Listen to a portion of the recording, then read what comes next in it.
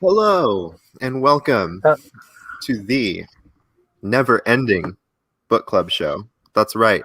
We are doing a soft reboot. We're keeping our legacy numbering. So this is episode 10. We've done 10 of these book club shows, not including the picks of the week videos.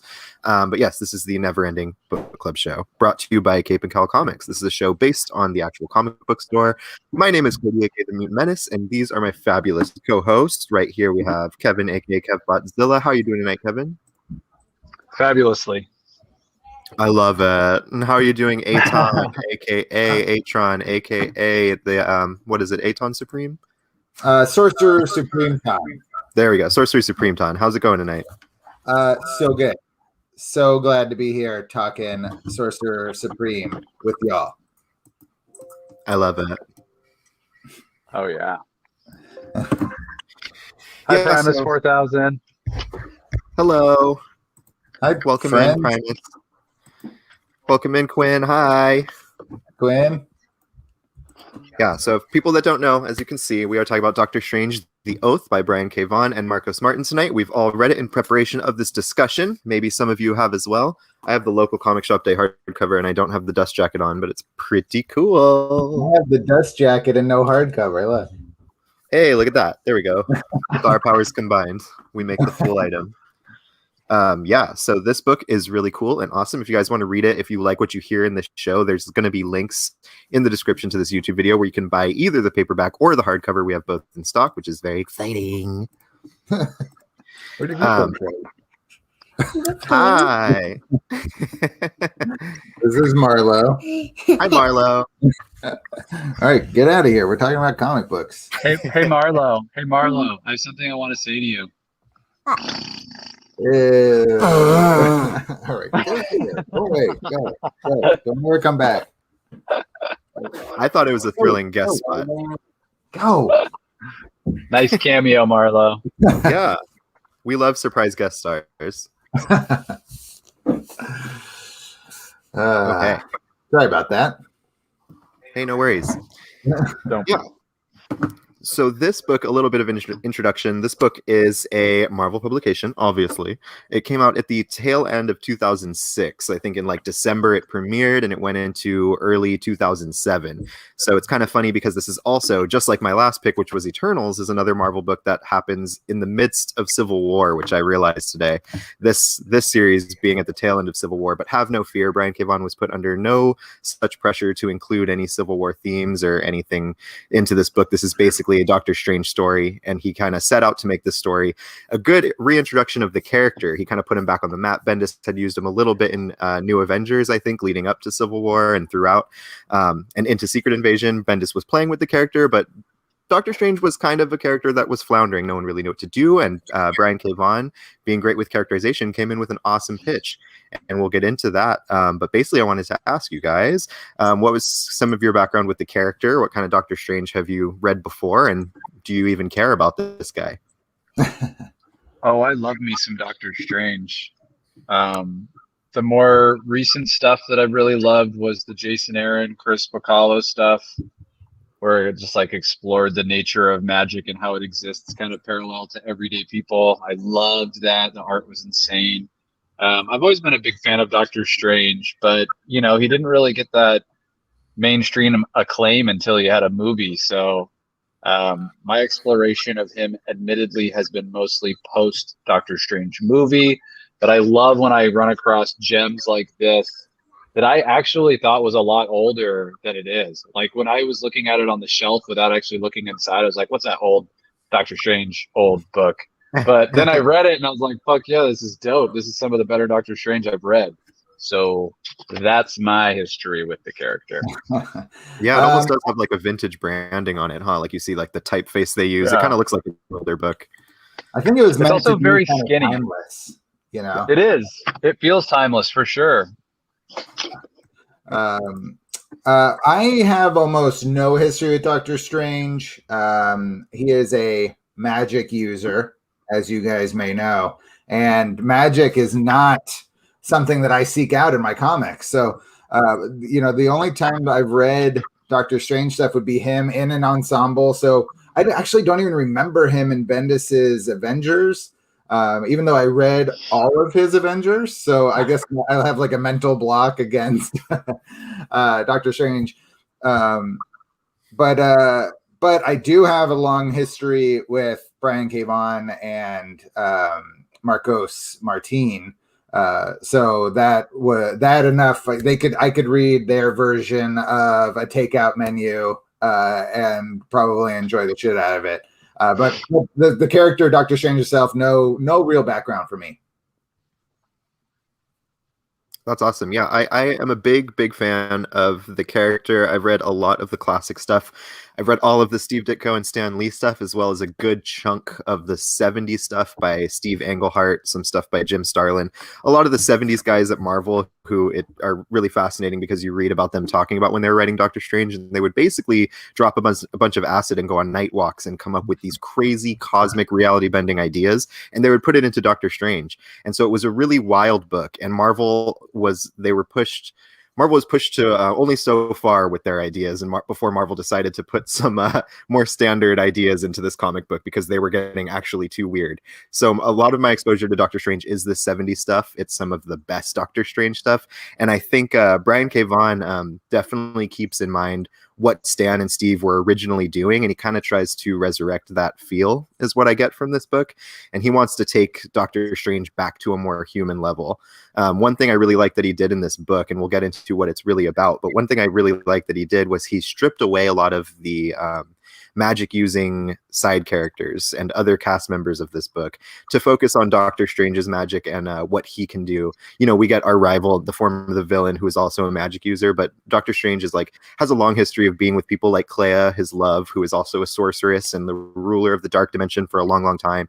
Rintra, which is like this big bull guy who trained under Doctor Strange. He's always been surrounded by all these magic users, and it kind of gets to be a bit much. Like the Doctor Strange stories, a lot of the classic stuff, all the way into the 90s, really kind of felt samey for a long time. The 70s weirdness, acid trip stuff excluded, a lot of the other stuff felt very like Mordo's here, Dormammu's here, we're gonna go to the other dimension, there's gonna be a lot of flashing colors, and then we're gonna go home. It was a lot of that over and over and over again. So what I like about what Brian K. Vaughan did with this is he's like, let's talk about the human drama, let's make Doctor Strange empathetic again, and let's get kind of down to earth with him. And to do that, I thought it was very brilliant to surround him with more normal characters, less magic using people.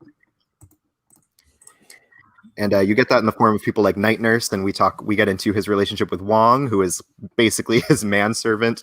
Wong is an interesting character because it's always been really awkward for Doctor Strange to have someone who appears to be on paper like a slave more than an assistant. He literally cleans his house like a butler. But what I like about what Vaughan did with Wong in this book, it's actually quite a Wong-centric book, and it humanizes Wong. It makes him competent, and not just that, it makes Wong badass. We have a fight scene with Wong where his martial arts skills get shown, and we found out he's been training Steven in martial arts. So he really fleshed out Wong in a way that I hadn't seen a lot before.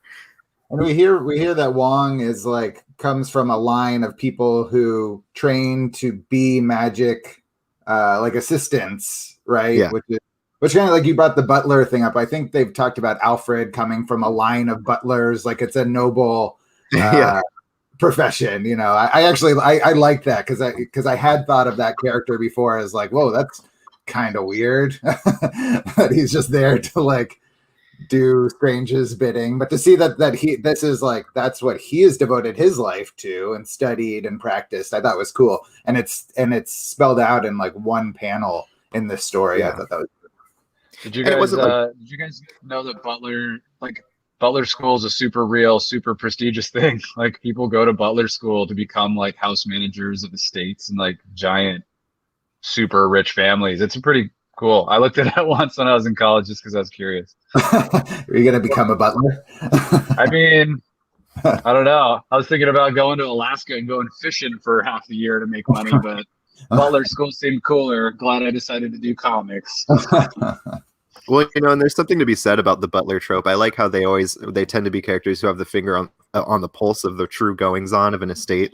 It's always the butler that knows the kids probably more than the parents even some of the time. So I'm into the butler trope in that regard. And it's not the first time that Wong has been humanized like this. I mean, in the 90s, when Peter Gillis and Roy Thomas were writing the character. Wong also, you know, had his own relationships. He fell in love. He had his own pursuits. It's not the first time we've seen Wong really like more fleshed out, but I liked that his bond with Stephen is stressed in this book, because basically this book we find out that Wong has contracted a very deadly, I think it's a cancer, and Wong is dying. And so Stephen Strange knows that he has to stop this because Wong is the most important person to him basically in his life. Without Wong, I'm not sure Stephen could get his underwear on in the morning. So he's like a very, very important character for Stephen for a variety of reasons. And this is a book all about Stephen happening upon a cure for Wong's illness. Little does he know he's actually stumbled upon the cure for every illness. It's a panacea that has the secrets of unlocking every cure for every disease known to man. So it's kind of a big deal that we're jumping into in this book. And my favorite thing about that is this book encompasses really, really big, hefty questions. Brian K. Vaughan is not just writing another superhero tale of like the world's going to end. He's writing a tale of what happens when a superhero has access to potentially save and cure the entire world, and the ethics of that. We're exploring what's right and what's wrong in this book. So I really like the hefty ideas we're tackling. And yeah, what do you guys think about that? How this kind of escalated to that level? Well, I think like that final page of the first issue where, I mean, you see that Strange went into another dimension to find something to help Wong, you know, and he comes back with it, and the final page reveal that like this is a cure for, at the time you say this is the cure for cancer, and it's just the ultimate Brian K. Vaughan cliffhanger page. It's just like what he does better than anybody else, and he does it particularly well in first issues. That immediately took me to my favorite Brian K. Vaughan story, which is Ex Machina, and where the final page of the first issue, you discover that the reason why he the character in that book has become the mayor of New York City is because he, as a superhero, saved one of the towers on 9/11. It's just like it's just a gut punch of a reveal on the last page of our first issue, and that's exactly the feeling I got from the cancer cure reveal. It really raised the stakes and made it like, whoa! How are they going to get through this in another 4 issues?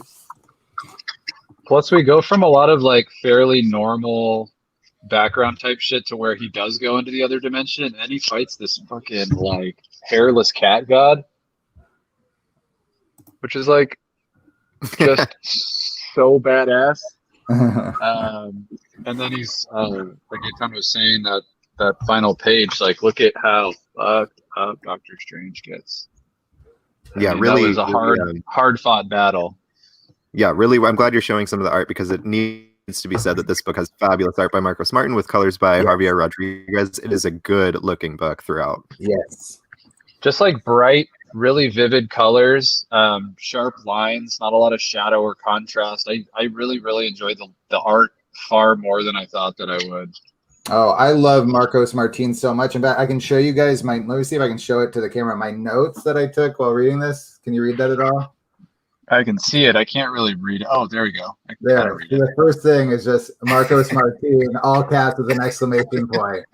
I fucking love this guy's art so very much. I feel like he's underappreciated.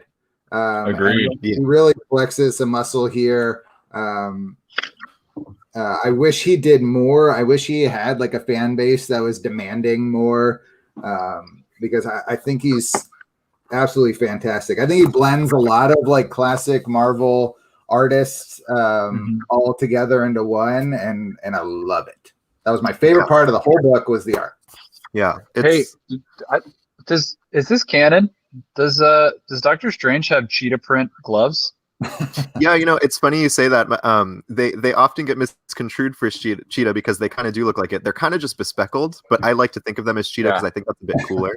But originally, Steve Ditko drew them kind of bespeckled or spotted, and then they were colored orange with the black dots left. So that is his like standard glove, which is super cool. But imagining as cheetah is like way cooler to me. Well, and like imagining that this character's been around as long as he has, and I never knew that, is kind of embarrassing.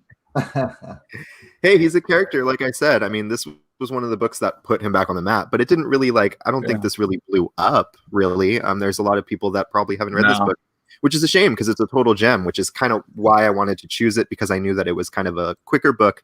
I knew that it was going to be a good book because Brian K. Vaughan wrote it, and there's a certain seal of quality you can expect. And Marcos Martin did art, so I knew it would be at least good looking. So if somebody hated it, like somebody who hates magic, maybe he would at least enjoy looking at the pictures, the pretty pictures. Well, I did really enjoy the pictures. Yes, very much. I enjoyed the pictures. Yeah. Yeah, I will say, I mentioned this earlier at the shop, this artist, Marcos Martin, I always, in my head, I put him in the same camp with people like Javier Rodriguez, who ironically did the colors on this, but he also does art. He does art on the Spider-Woman run from like All New, All Different Marvel. He did the other history of the, not the other history, History of the Marvel Universe with Mark Waid recently. It's another beautiful book, and I put them in the camp as like David Lopez. That he's really expressive, always colored very brightly. Clean lines, but interesting lines. I kind of put these guys in the same camp, and I love it. I eat up everything they do. So it definitely goes without saying that the art is worth the price of admission. I kind of think my wife looks like a Marcos Martin drawing. You look at the way the way that he draws. He's got like kind of the almond eyes that are like kind of. I could kind of see it. Right. Yeah, and that is a compliment. Who hates magic? Hey, PB, we're friends. Don't you know? Don't you know? I have comments about the magic in this book, but we can address that when the time comes. But that's why I don't have a big history with Doctor Strange, because all that goddamn magic he uses all the time. Yeah, and it's great too because like Brian K. Vaughan actually, I feel, shares your sentiment to an extent, because there's various times where like the villain who has this gun that was able to pierce through Doctor Strange's defenses and shoot Doctor Strange, which is how this book opens, by the way. Wong takes a bleeding Doctor Strange in to see Night Nurse, and Night Nurse is this awesome classic Marvel character who takes care of the masks and the capes of New York City under the radar and keeps all their identity secret. So she's kind of a nurse that everyone trusts. In Netflix, the analog for this was Claire Temple, so think that. Everyone's hurt, they stumble into Night Nurse, and Night Nurse is a person who wants to be like a superhero herself, and she doesn't have powers, but she does it through medicine and healing these guys that desperately need her help. So she's a superhero definitely in her own right. But I'm getting off topic. What I wanted to say was, what were you saying? You don't like magic, something. Well, I'm glad PB says in the chat there that he's heard many a rant by me in magic, but I'm happy to show the page that made this whole exercise worthwhile in one panel right here, which features the villain, one of the villains of the story. What's his name? Brigand. He says, "Man, I hate magic. There are never any rules. There are never any rules."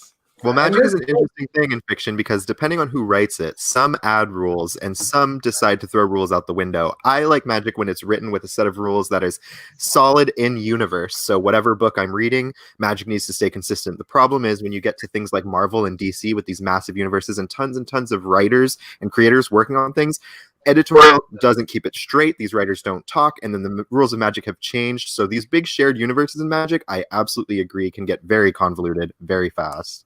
This book completely threw rules out the window. No rules. No attempt at rules.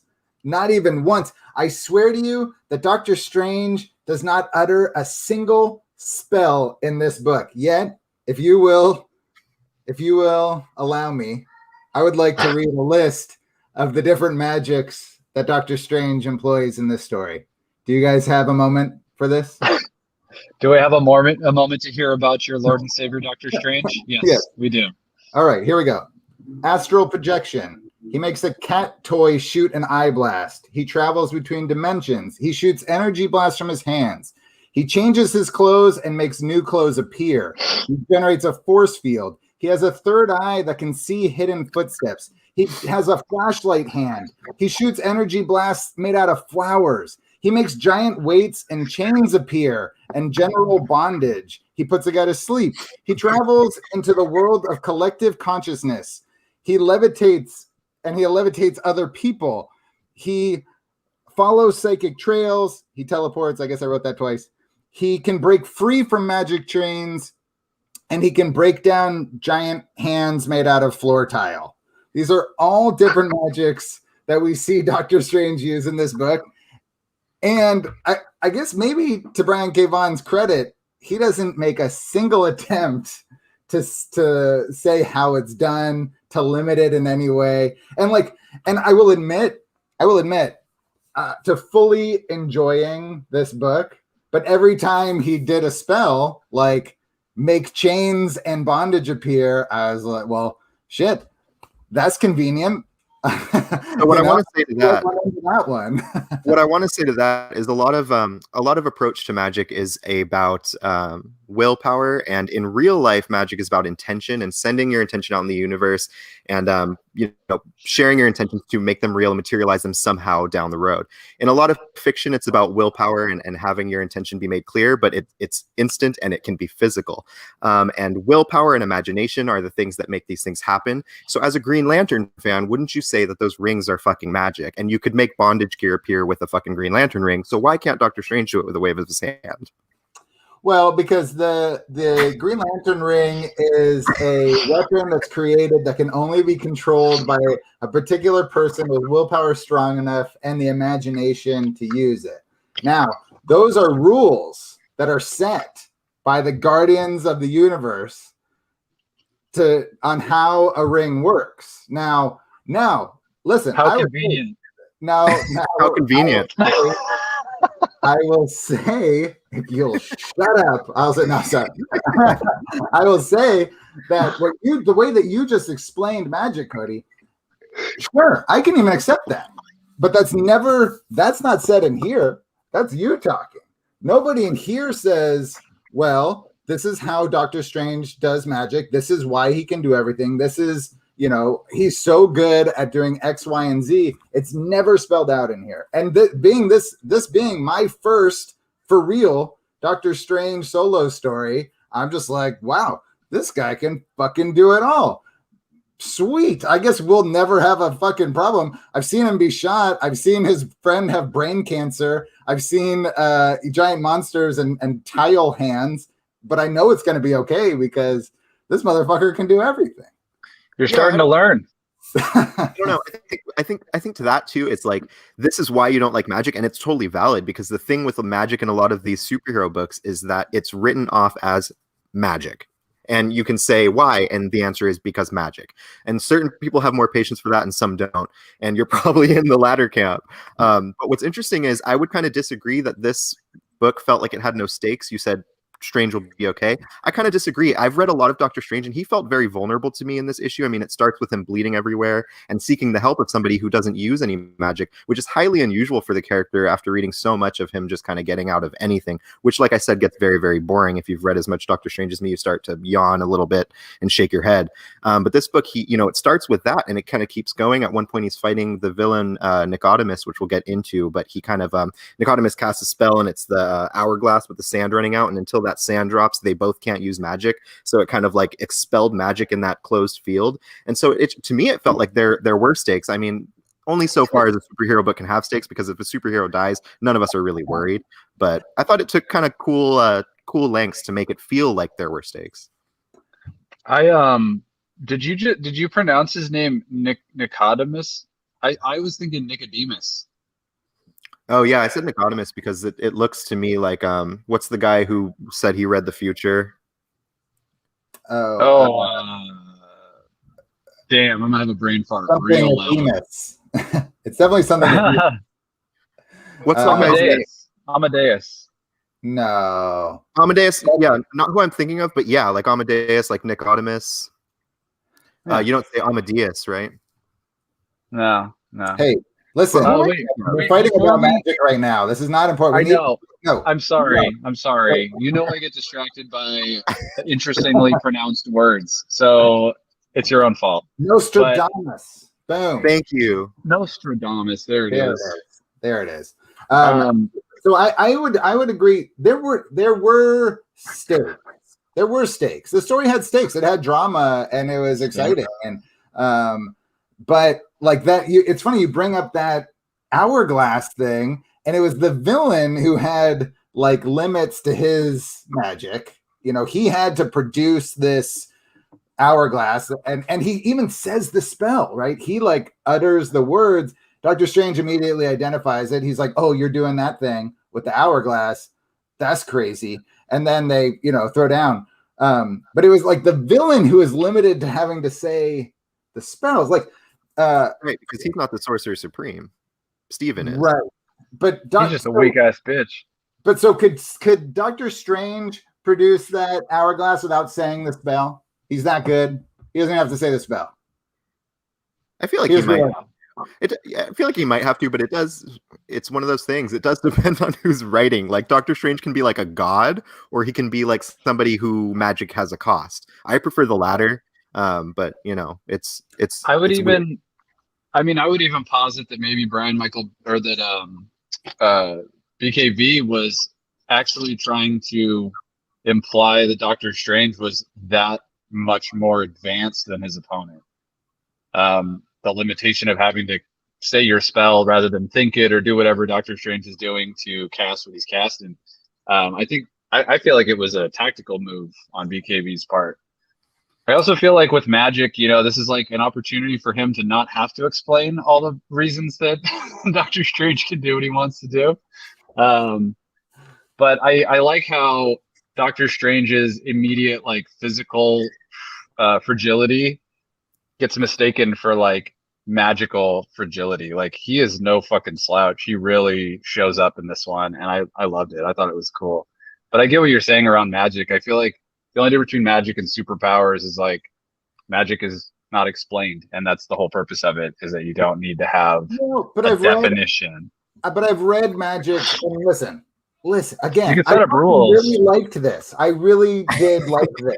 Okay, but I like. I probably would have liked it even more if when Doctor Strange wanted to produce bondage for a villain, he like had to say a certain combination of words, or be like, "Ooh, I'm gonna chain this motherfucker up. All I need is a fucking flamingo feather, and then I can do it." Or like turn to Wong and be like, "Listen, I need that. You have the sands of XYZ with you, right? Because it's time to tie that motherfucker up." And that's I just like the little bit of like, I need this, and if I don't have this, I can't do it. And even the Sorcerer Supreme needs that, To Raul made a comment kind of about that, how they've sort of retconned some of the MCU stuff around Magic, that it's all finite and has a cost. You didn't read the Jason Aaron Bacallo Doctor Strange, did you, Tom? I read a few issues of it. I remember that has a cost, and it gets sent to that Temple of Monks, right? Who live to take the cost. Yeah, that's fucking brilliant. Absolutely, yeah, so good. And that's cool. That's like a second side to it, but still, to send that cost to those monks, I'd like to see Doctor Strange have to like work for it a little bit, and sometimes not have it. That's what's important too. Like sometimes you don't have what you need to do the spell that you want. Yeah, I think by the end of that arc, like all the monks in the temple had started to die and like decay because the cost was so great, and he lost that piece of it, and it was difficult, I'm sure, to say the least. Yeah. Excellent. Yeah. As I will say, the magic words and the chanting, I found such reprieve in not having to go through that with this book, and that's only because I feel like me going into this was different here, because I late, or like in the middle of last year, I read the Sorcerer Supreme Omnibuses Volume 1 and 2. So I read over 2,000 pages of 90s Doctor Strange rambling about the Wands of Watum and the Flames of the Faltine and the Eye of Agamotto, and he's saying this shit, and it's almost paragraphs. And none of it is going to affect the plot. It's just him saying words so that I believe that he's casting spells. So personally, I found reprieve in him not saying it all the time. But one thing that's cool that I think you would like about some of the classic stuff is sometimes he would be like, I need to do this spell, and it's so big that I need these ingredients that are hard to get. And what's fun about that is you'll get side quests that last like 4 issues, where Strange is like, okay, in this issue, we're going to Mount Wundagore, and in this issue I need to go to fucking the Savage Land, and he's just going and getting the stuff, and it's fun, and it makes you feel like this spell's big because he had to go get this stuff. So that's something that's cool about a lot of classic Doctor Strange, is he'll go on these mystical road trips and astral project all the way across the fucking world to get what he needs. So it kind of makes you feel the gravity more, and this book, I would agree, it didn't feel like the spells had a lot of gravity, but I think that's just because Vaughan was focusing on his character-driven plot and not any, it's a mini series and he didn't have really time to wiggle, I guess, is what. Sure, no, I mean, Vaughan, BKV like keeps shit moving, and that's part of what makes him so great. And it really works here. It does. Yeah. And I've read Doctor Strange stuff, and I fucking hate it when he's like, and it like cuts to maybe this was in the Bendis stuff, and it's like yes, this is in the Bendis stuff. And like he wants to use a spell, and it like frames it, and it shows the page from his book that just has the spell, like it has the incantation for this perfect spell that he needs for that situation. And yes, Cody, I agree. I fucking hate that. That's obnoxious. Absolutely obnoxious. So give me complete disregard for any rules over that all day long. A little bit here and there though too. I mean, wouldn't really hurt, if he said some mystical shit. On occasion. But yeah, do you remember that Bendis stuff? And it was like every time every page he's on. I think I ended up skipping like all that shit. And that's probably has a huge impact on why I hate magic so much, is that Bendis fucking Doctor Strange stuff. That's probably why you blocked it all out. Could be. It just came as a flood right now. I'm really, really upset. Really upset. At the same time, though, I think I told you recently, like I did a New Avengers by Bendis read through recently, and I thought of you because there's multiple times where Bendis is just doesn't want to deal with the magic. So Strange will be like, there's a part right after they find out that Elektra was a Skrull right before Secret Invasion. Spoiler alert for a book that came out in like 2000 something. But they're on the plane.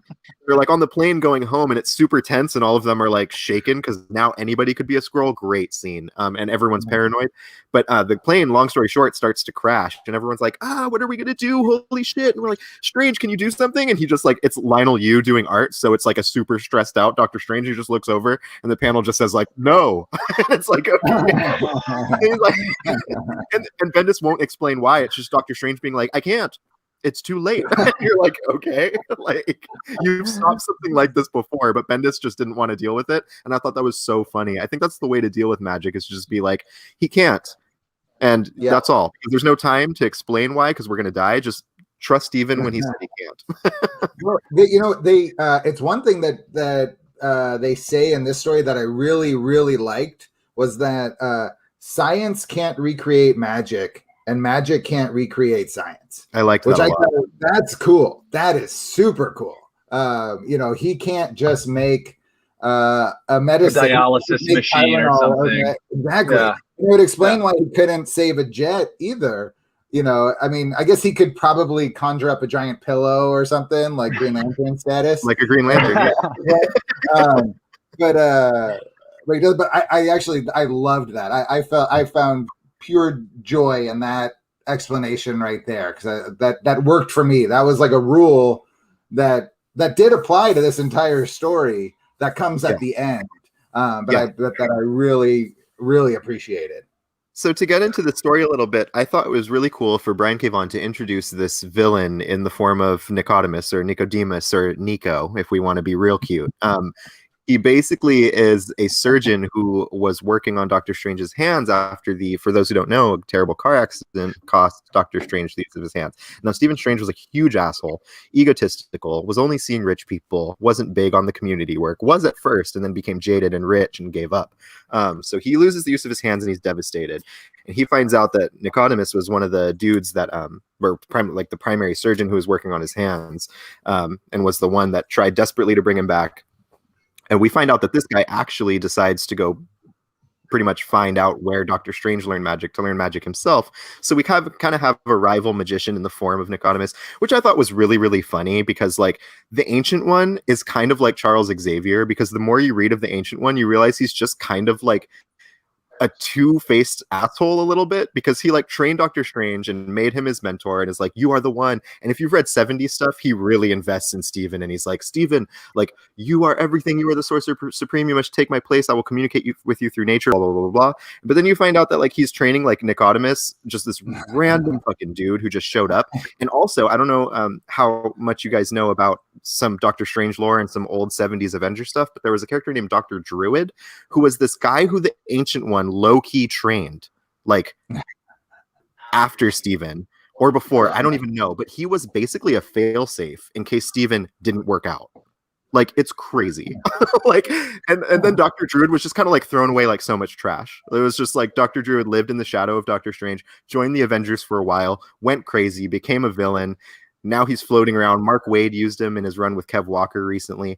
But it's so funny because the Ancient One is just like handing out lessons like M&Ms, even though Steven is supposed to be like the hot shit. So it's just really funny that Brian K. Vaughan introduced another guy that the Ancient One was like, all right, come on in. I'll train. The villain explains that he's like, every great teacher makes their student feel like they're the one, that they're like the best. And I was there like 2 weeks after you, bro. And that's why I brought up Charles Xavier, because that was very much Cyclops. He's like built Cyclops up to be the one, and and lied to him and ruined Cyclops' life. So it's this weird teacher thing. But yeah, so we get this villain in Nicodemus who's actually really, really interesting. When I saw his name, I knew that it was a thing. It sounded biblical or something. So I looked it up. Nicodemus he appears in the Bible. He was there talking to Jesus about Jesus' superpowers. And he actually showed up after Jesus' death, post-crucifixion, and did the embalming and prepping for Jesus' body, post-crucifixion. So with that context, I don't know. I haven't had much time to meditate because I kind of just looked it up today because I was like, oh yeah, this is a name that I should know. But anyway, kind of fun to consider in the context of the story, and maybe we can ruminate on that a little bit. But basically this guy learns magic and then gets a job with Timely Pharmaceuticals, which is a really, really cute nod to what Marvel Comics was called in the very, very beginning. Before Marvel was Atlas, it was Timely, and the pharmaceutical company is named Timely Pharmaceuticals, which I thought was adorable. And Timely Pharmaceuticals is basically pharmaceuticals. For anyone who watches, I'll let Kevin die a little bit. Show's over. Kevin's broken. So Timely Pharmaceuticals is basically, for anybody who watches Buffy and Angel, it's very Wolfram and Hart. It's like this secret, shady organization that deals in, medicine and big drugs. So this company basically learns of the panacea that Doctor Strange has discovered, and they know that this cannot be made public. It cannot be given out or be made public knowledge because, well, for a variety of reasons, right? Which we can get into. If there was a panacea that healed all illnesses, not only would it, in a capitalist standpoint, which is where Timely is coming from a capitalist standpoint, totally destabilize the drug market that is completely, its own fucking thing. But it would also play with the natural order of things like population, which is a dark thing to think about, but it would really destabilize a lot of economics and also like the flow of life, whatever. That's the angle that the organization is taking, and that's where Nicodemus is coming from. He wants to get the panacea and dump it and get rid of it basically by any means necessary. It's kind of interesting though, because Nicodemus is a little bit sympathetic in that he takes the blame for hiring like Brigand, which is the hitman who has the gun, which was like Hitler's gun, so it has all that bad juju in it. All that bad energy wrapped up in this one weapon. So basically Nicodemus like hires him to take care of the job, but also Nicodemus didn't want him to like kill Steven's old partner and friend. So this kind of spirals out of Nicodemus's control, and he's a little bit sympathetic because you kind of feel where Nicodemus is coming from. He's working for the shady organization, but he's also trying to think about the big picture. He makes some bad choices, probably because he's associated with such a big bad entity, but it's kind of sad, right? Because he's like, I didn't want him to kill your friend. That was never in the plan. But Brigand is kind of a shitty dude who, is a killer for hire. So, but what did you guys think about kind of where Nicodemus is coming from, and as far as the ethics of this kind of cure-all? I didn't feel any sympathy for him at all. No, no, I didn't. I didn't really pick up on an inner struggle for him. I saw him as the capitalist drug. He's what is he, the CEO of the company or something? Or so I think very much acting in the best interest of himself and the business. I didn't even pick up on the scene where he said he didn't want Wong to be killed. My reading on him would not be that he would care about something like it wasn't that. Wong, it was Steven's old friend and associate. Nathan something.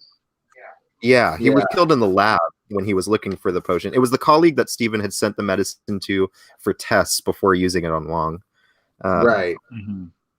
He was killed, and Nicodemus is like, that was never part of the plan. So yeah, he's definitely a villain, and I don't mean like he's a hero by any stretch of the imagination, but I thought it was an interesting take because he really seemed like a guy who was out of his depth and was like learned magic really rushed and was like kind of using it for the sake of this big corporation. Because they hired him on to take these like mystical jobs, right? Like it was like, you're going to be our guy on the inside to hunt down the mystical threats to our the monolithic structure of our industry. Yeah. Which is very Wolfram and Hart for Angel and Buffy fans. Very that. I thought that Nicodemus was, I don't know, like as a character, I didn't hate him. He didn't have like a lot of super hateful attributes or characteristics. He seemed, like you said, he had a little bit of a sympathetic lean to him. But I never get down on the fucking corporations justifying destroying a cure for all disease because there's too many people on Earth. Like, how about you figure out how to fucking feed all those people and then we'll go from there. So yeah, totally unsympathetic in that sense. But you do get the feeling that there's more complexity to Nicodemus than what we're presented with. Like the years that happened between him initially meeting Strange and this, second reintroduction to him later in life, like you get a sense that the dude's traveled some roads and gone through some shit in order to get where he is. I don't feel that he doesn't seem entitled. He doesn't seem like some fucking millionaire playboy magician or anything like that. He definitely had more of a human streak to him than you would expect for a villain in a superhero comic. I think that's kind of part of what delivered the story to me. Like, I didn't hate the villain, so it was cool to see what his justifications were going to be, how those played out, how he tried to explain himself to Strange, and how Strange would respond. I was waiting for that, basically from the second issue. Like, oh man, I want to see how this is going to go down. I guess I just see things in black and white. Good guys, bad guys. Hey, you know what? And that's relevant. Steve Ditko would really approve of what you just said. It's called objectivism, and it's incredibly dangerous. So this is something I wanted to point out that's really, really cute. There's actually a nod on behalf of Marcos Martin. It's an homage to the origin story for Doctor Strange that I wanted to show because it's something I definitely caught. There's a scene where Nicodemus is doing his big villain exposition, explaining his entire story and what he's doing here. Let me try to find the page. Here it is. So in the background of Nicodemus on his quest to go find the Ancient One, the dudes in the background, if you can see what they look like, those are the same guys that Steven talks to in his origin story. What? When Steven decides he wants to pursue mystical means to cure himself. You see those guys? Look at that. The guy in the striped shirt and the dude with the hat and the bag, those are like the same guys. So it's just something kind of cute I want to share with you guys that I was like, this is definitely a Ditko homage to characters he designed way back in the origin story, which I thought was really fun. That is cool. That's radical. Yeah. I had a question, kind of unrelated. What other stuff has Night Nurse had such a heavy role in? I don't feel like I've heard a lot about her because of the Daredevil stuff and people explaining that she was based on a character that I had no history with. And I can't really think of any, like, if I wanted to go read more Night Nurse, what would I read? Good luck. No, but Night Nurse, she was a character. God, she must have debuted in the 40s, like literally like Golden Age Marvel. And Nice. it was when superheroes weren't cool, so you had romance and stuff. I think Night Nurse came around in that time. I would love to tell you who created her, but I don't know. But I will say she resurfaced in a big way around the time of this book. Brian Michael Bendis was using her in his Daredevil run. She had resurfaced. And there's a cool afterword in here by Brian K. Vaughan where he's explaining like his pitch. I love reading pitches, but he explains like Brian Michael Bendis was nice enough to lend us Night Nurse. So, you know, it was definitely a Bendis thing to bring her back. Bendis is a continuity miner, so he loves the deep cuts. Most recently, Night Nurse has appeared in Hawkeye Freefall by Matt Rosenberg and Otto Schmidt. Clint is currently dating Night Nurse off and on. It's complicated. That's right. I forgot about that. We were both reading that before the pandemic started. I totally forgot about that. I wonder if Matt Rosenberg talked to Bendis about using that character too, because they're like buddy. Not that you'd need to ask Bendis for approval to use any Marvel characters these days, but no. I wonder if it's a nod maybe to the Bendis stuff, though, even just to use that character in that way. Yeah, it was interesting too to select Night Nurse as kind of a character in the Netflix stuff with Claire Temple. I thought that was really clever because Claire Temple is a character dating back to like the Luke Cage stuff, but it's cool that they kind of filled the void with that. Eric Rigsby, thank you. Yes, this is big news. We just recently reached 100 subscribers. We're very, very happy. I am in the process of changing our URL. Thank you all so much for making that possible. I truly, truly appreciate it. It's awesome. Thanks for watching. And it's part of the reason for this name change, right? The becoming the Never Ending Book Club show, because we shared this show, and for those of you who aren't in there already, we have a Facebook group that's called the Never Ending. Is it the Cape and Cowell Comics Never Ending Book Club? I think so. Yeah, and I shared there last night just to let people know, like, hey, we're doing this thing on YouTube. We're really having a good time. We'd love you to check it out. And we went from, I think, 90 subscribers to 100 overnight, and that just felt really good. And I just put on my sad puppy dog eyes, and I told Cody I love the name of Never Ending Book Club so much, and he not even. It was both of us eating amazing soup from the lunchbox, so you're welcome for the plug.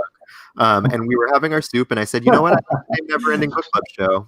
Let's keep it cohesive and coherent with the Facebook group. That's what really happened. Aton didn't beg as much as I would have been satisfied.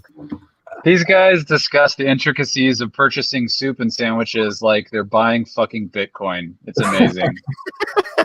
Rob, thank you. I'm assuming these are the creators of Night Nurse. Yeah. Gene Thomas and Win Mortimer. Thank you so much. That's cool. Thanks, Rob. That's awesome. That's She's a cool character, and there's something that Brian K. Vaughan mentions in the afterword of this book that I really, really liked. He points out that Night Nurse is a character who would rather be a superhero, and he sees Doctor Strange as a superhero who'd rather be a physician. So you have these people coming from like kind of opposite directions, kind of filling the void for each other, and that's kind of how they meet halfway and fall into like a romance that I found forced. But what did you guys think of the Night Nurse and Doctor Strange romance? Doctor Strange is acting a little out of pocket on that last page. I didn't get any vibes from Night Nurse other than the longing looks that are established between panels on the page. It just seemed like it came out of nowhere. Like I could understand if they were like flirting a little bit or developing like this burgeoning romance, blossoming into a beautiful thing. But like there was none of that. It was just like, oh man, we totally survived some magic shit together. Let's make out. I wasn't as into that part of the story. Kind of flirting, calling each other Watson and Sherlock, and like that I took as flirtation. Otherwise, she'd have been like, the name's Night Nurse, motherfucker. I chuckled initially at his joke that was like, do you have a name that doesn't sound like I'm talking about some like 90s adult actress?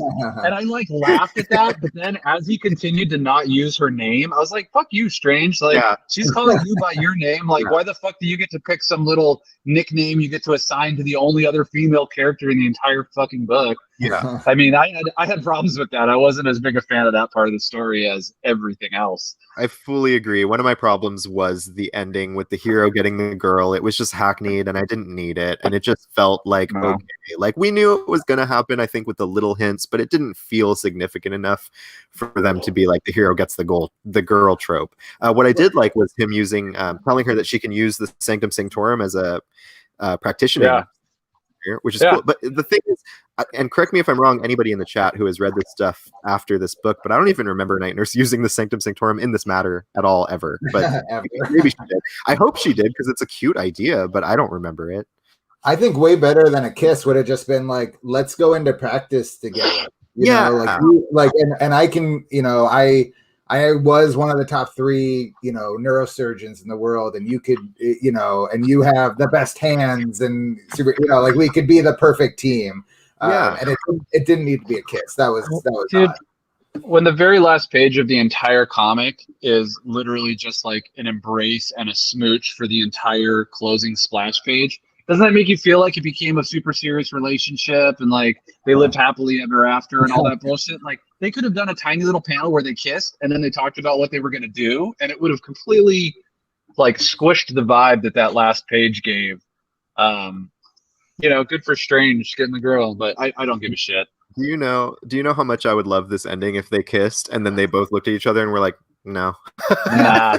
That would have been so good. And they were like, no, let's just practice together. Like, that's not going to work. What do you want on the business card? I feel like it was just like the post superheroics horny that comes on probably when you're a superhero. Oh, yeah. And you're like, this was not a thing. I think that like this was meant to be.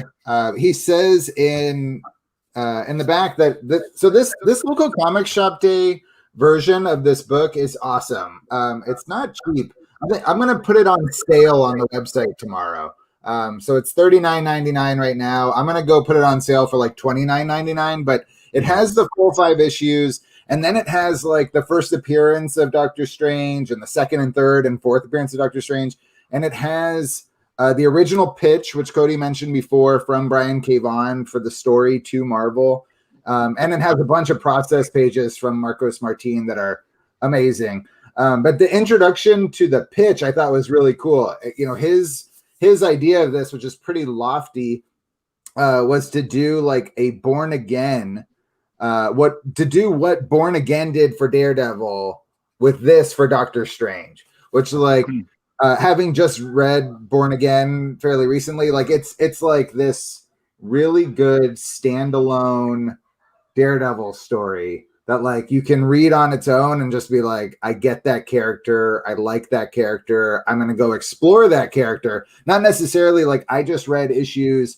I don't know what they were, 120 to 125. I need issue 126. It's more just like I have a foundation now in this character, which I just think maybe that's why it ends with like the kiss and the full page splash, because it's not trying to set up the next thing. It really is just tying a bow on this one story. And like, it's up to us to decide, after this page, did they step away and say, nah? Did they like sit down at the desk and like business plan time? Like, let's make some money, that's up to us. And we can go. And now, like we've been talking about, like, maybe I want to read some more Night Nurse and go there, so I think that might be a minor and maybe half-assed, explanation of why we end in that kiss. I like that. That makes sense. Yeah. I don't like it. Well, I still don't like that it happened, but I like that, that the thought process I do follow, but in my headcanon, they separated and said, nah, just horny, let's focus. And they started a booming business practice. Focus or fuckus? Did I say that out loud? You did. You very much did. No, but think about the business could be booming if Night Nurse's practice were endorsed by Stephen Strange and they took place in the Sanctum Sanctorum with all that access to the little like ingredients and like the two best and the different dimensions. Like she could search for cures to ailments all over reality, son. It's kind of cool too. Night Nurse is a cool character because she's called Night Nurse, but she makes it clear in that first issue. She's like, "I'm a practiced fucking doctor." Like, don't get it twisted. Night Nurse is a little cute mantle, like of a name I appropriated and took, but trust me, honey, full service. It's definitely a name that a bunch of men gave her. So yeah. I don't know if it would carry a series these days, but I would read some Night Nurse. Like, it's a great concept to have this doctor that caters to the superheroes. Like, I mean, hell yeah. They do have it in Gotham City. There's Maggie Thompson, who's like Bruce's doctor. They have a deal worked out where she'll like sew up all his cuts and bullet wounds and stuff if he funds her free clinic in hell yeah. The worst neighborhoods of Gotham. Has there ever been a series with a character that just was like a completely unpowered person living amongst the powered people? I can think of like Kingdom Come, where you've got Ben Ulrich like wandering around amongst super people. I'm having a hard time though placing something with a character that's as dynamic as Night Nurse being the main character without any superpowers surrounded by superpowers. That's fair, yeah, totally. But any other ones? I mean, I just feel like it felt fresh. Maybe that's why I like the character so much. I feel like I need more Night Nurse in my life, honestly. Yeah. We do. Give her to Kelly Thompson. I'm telling you. There you go. Oh yeah. I'm down. Give her to Kelly, and I don't know. Put Javier Rodriguez on it. I don't care. No, Marcos. What's Marcos doing? What is Marcos doing? I don't know.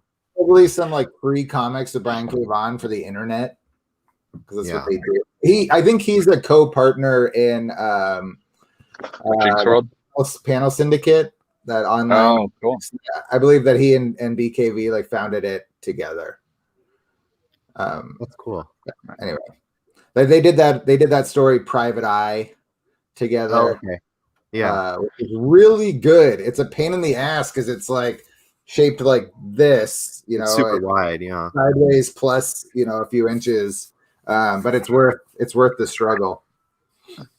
Dude, can we call out the visual aesthetic that they did between Night Nurse and Doctor Strange? How she's got like the blue cape with the red lining, and he's got the red cape with the blue shirt. Oh, like, so good. Fucking from a style standpoint, very, very excellent. I love it. And I love how Steven actually makes a jab at her with that, where he's just like, he makes some jab about her wanting to be a superhero. And she's like, I don't know what you're talking about. And he's like, yeah, that's why you have a cape hanging in the corner. Like, she definitely like slings it around her.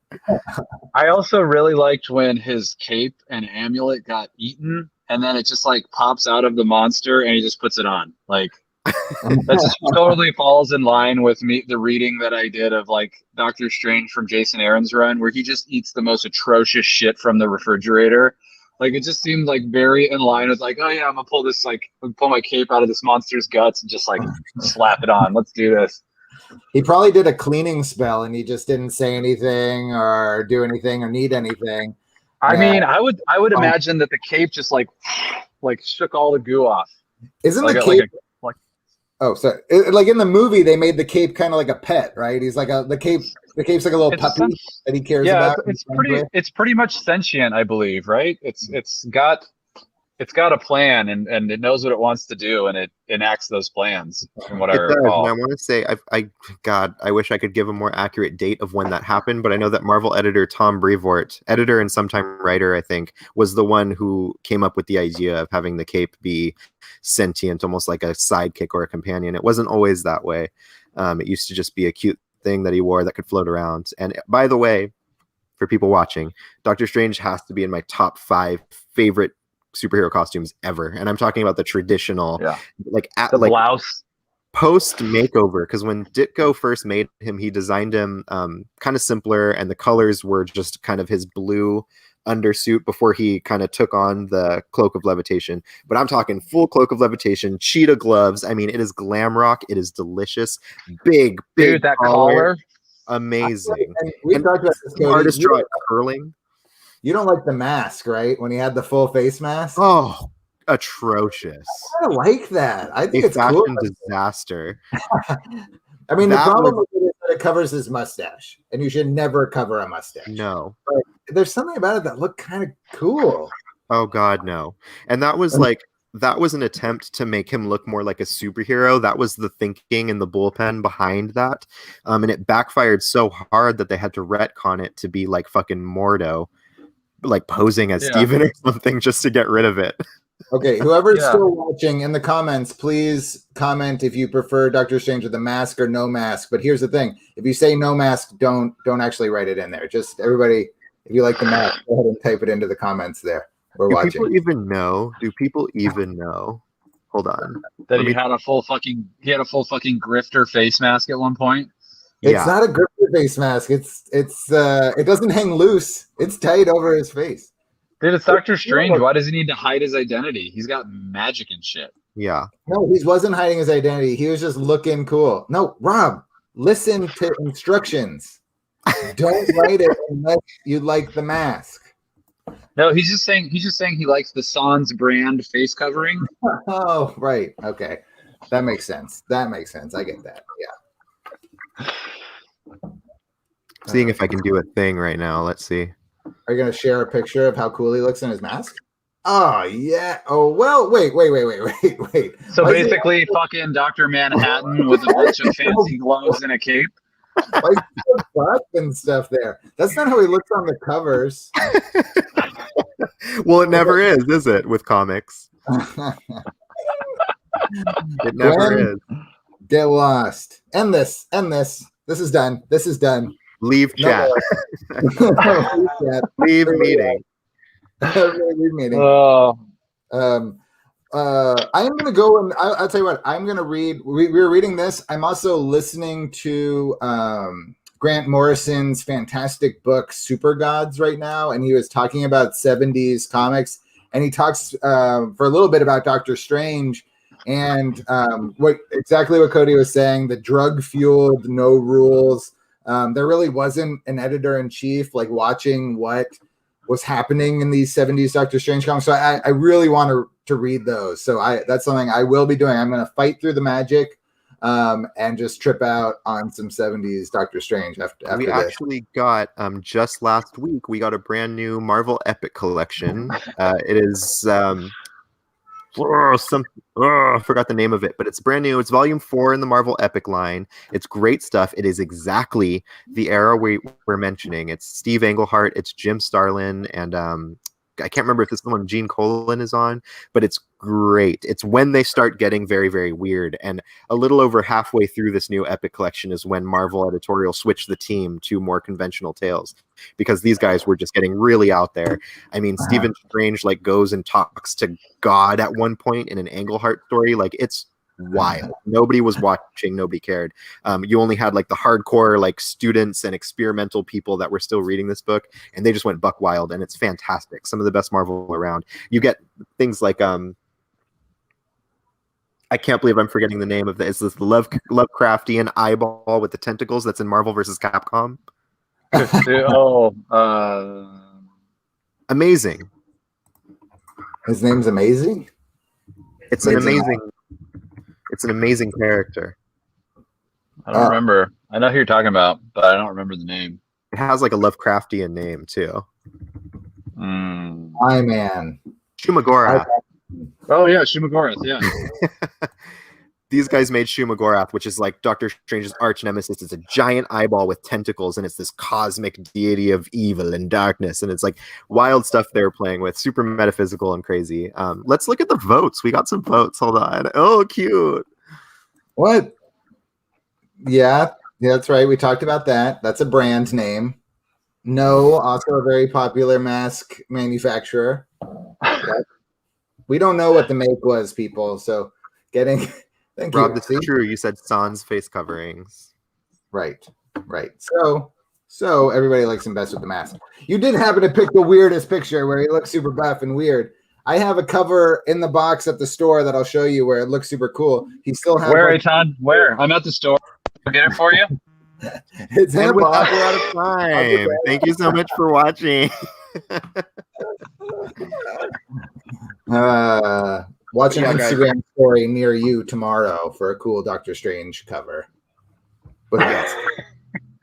And like I said, this book is here. We have the local comic shop day hardcover. We have the standard paperback. Both are available on our online shop or at the door if you want to come say hi and pick this up. I've included links in the description of the YouTube video for easy access to the web store. There's also the brand new Doctor Strange Epic Collection we've mentioned, with work by the likes of Steve Englehart and Jim Starlin, two big names in Marvel who did some weird stuff.